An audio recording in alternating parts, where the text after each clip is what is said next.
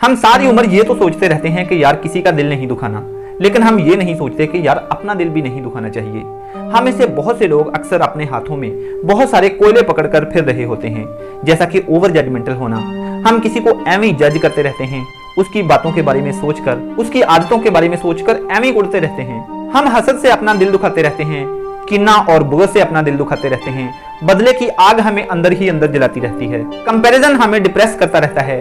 सो इस बात की अहमियत को समझें कि ना सिर्फ ये कि दूसरों का दिल नहीं दुखाना चाहिए, हमें अपना दिल भी नहीं दुखाना चाहिए।